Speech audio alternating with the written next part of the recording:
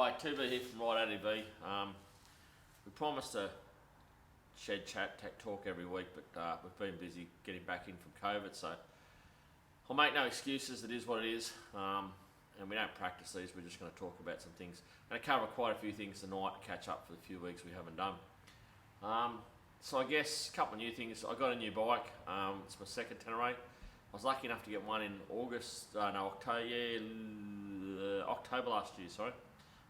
Just when we ran it in for the Yamaha launch. So I was lucky to get the first one. This is my second one. The other one done about 15,000.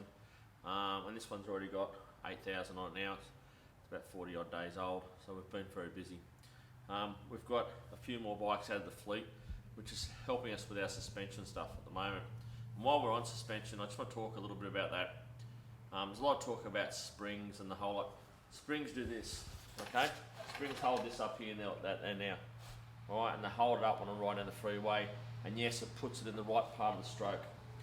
But if you don't valve it and you ride fast, doesn't matter what bike it is, a KTM, a Husqvarna, a Yamaha, a Suzuki, Kawasaki, a BMW, if you don't valve it to suit what you're doing, it's not going to be right. I'm sure some bikes come out better than others and whatever, but I mean, basically springs hold it up there. And it's great when you travel on the freeway and it puts it in the right part of the stroke. Technics, Nick at Technics is working on 4 different settings at the moment. I've got a setting, it suits my portly size and the way I ride. Rooster's running a different setup again. Crash has a different setup. Our 4th bike has a different setup again. And the Wolfman Adventure Moto yellow and black Bumblebee bike has Andrani, whatever they're called, cartridges and a TFX shock. Nick's not doing anything more with the TFX shocks. We're getting better results with out of the box with a modified standard shock. So valving is the key. There is no one else in Australia that has the dyno experience, the amount of dynos, the amount of hours on dynos that Nick has, and that's a great place for starting. And with us having 5 bikes, constantly giving feedback, the development's ramping up on that for quick. And it took us, in conjunction with Technics, a couple of years to get the WRs completely right, so it's a bit off coming. So a couple other things we're trying at the moment. I'm trying these Pro Taper foot pegs.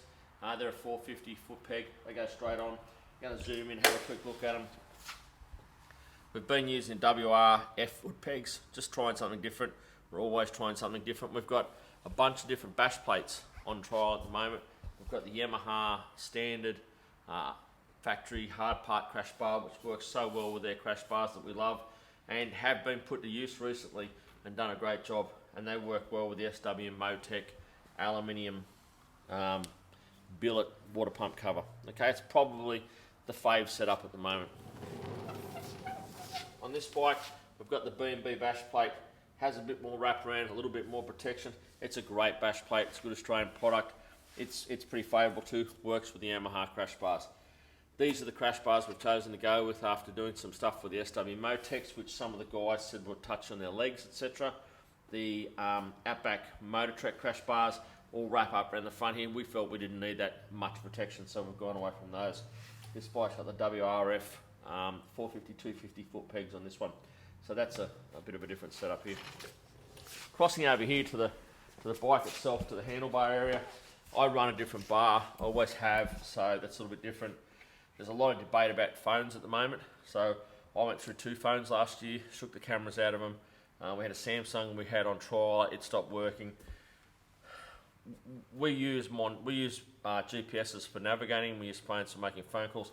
My good phone stays in here, and it doesn't give any drama when it's in there. I have a second phone I put up in here, only for when I'm running rides, when the sweeps or the cars are ringing me, or stuff's going on. I need to be able to have contact when I'm on the bike. Hooks up through my Bluetooth. That's the only reason I have it there. We don't run stuff up on here. Crash has decided to put his own GPS up on there. We don't run up on there. Even with a camel kit on there, it's just too much vibration long term. Remember, we do a lot of miles, so maybe that's why we've got a couple of Garmin's that have been shaken to pieces that don't work. I know all those ones were on the bars, either on these or on the 660, so that's just a personal preference we've seen from experience. Lastly, I'll come into just tyres for this weekend, for this video. It's not off my bike to start with, we started these ones. We've been running the Pirelli Scorpion Rally fronts, 90-90-21s. I tested 8 different fronts over 2 days out of St Albans on a 140k loop. So I tried a heap of different fronts. They were the front. Full disclaimer up, we are supported by Pirelli, but we still pay for our tyres. So mate, if it doesn't work, we got offered free tyres previously. We didn't like that brand, or the crew weren't real keen on them, so we go back to paying for them. But we found that to be the favourite front. Second, that I would say would be the Rail Z front. I really liked. Some talk about fatties.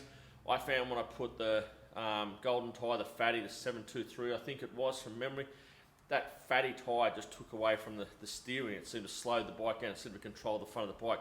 These are really light to steer. They go where you look.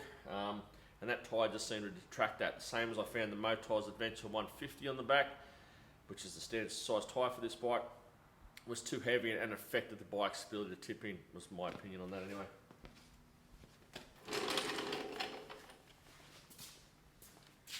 So this is the Pirelli Rally Scorpion 140 8018. We've been running these, get over here Rooster, we've been running these since the start. Okay, this one we would say, hope your camera works good Rooster, this one you'd say is pretty well gone. I mean that tyre still, well, you riding Rooster, how do you find it? I find it still grips. Yep. Still goes. So yeah, it's missing a little bit in the wet stuff in it, but yeah, the rest of it's okay. So we're pretty happy with those. Now just to mine, and I'm not sure this is something we're going to stick with, okay? But on mine, I have laced a 2.5 inch, 18 inch rim on. It's an XL rim. I got it from overseas with a set of spokes from overseas. I bought it because the spokes and the drilling angles for the rim were done. No, I couldn't find anyone in Australia at the time that was doing them. At that time, it's been on here for quite a while. We've tried quite a few different tyres on it. It gives me the advantage of running a full knobby. The bike, I would say, tips in a little bit quicker. I did notice the first day I rode it, a couple of times I'd lean in a corner and was a little bit, it tipped in a bit quicker than I thought, and you'd pick it back up. Jury's still out. Would I run them out west? No. Run it in the Wattigans? Yeah. Run it on a 2-day? Probably. A wet 2-day? Most definitely. But I don't know about all round. Same as everything we've got and we use on our bikes, including the Camel bash plate, which I don't have here to show you. We've got a Camel bash plate on one. We pay for all that stuff. So yeah, we can say what we want about it. There's no cash for comment. It is what it is. I'm not convinced on this at the moment. Everything we have, we test for long periods of time. Our racks, which are up there on the bike, these are the prototypes. Our racks up there, I'll show you quickly before I go.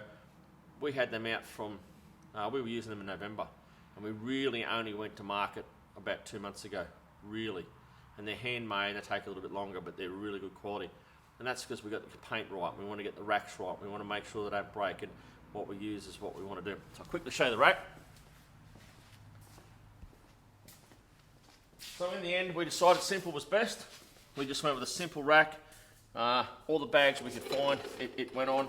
We normally run a rotor pack and a bag on all of our sweet bikes.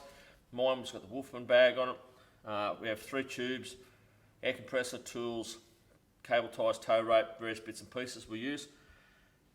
Go on one side and a rotor pack on the other, because a lot of our rides people don't have the fuel range. That's it. They're simple, they're strong as, you know, bikes have been over on them. This was an early one we had that the paint wasn't quite right. We changed the paint maker from there. So, you know what? They're $4.95 plus $20 for postage. They're quality. You guarantee them you're not going to break them. So, they're a good thing. So, we'll try and get back to doing this weekly. If you have any questions on what we're doing with the bikes, please ask. There's a reason why I went back to the bash plate on that bike too, and I'll talk about that next week, because something on there that we're running, that we're trialing, that we're testing, wouldn't work with the B&B bash plate or with the Camel. So, have a great day, ride safe on the weekend, see yous.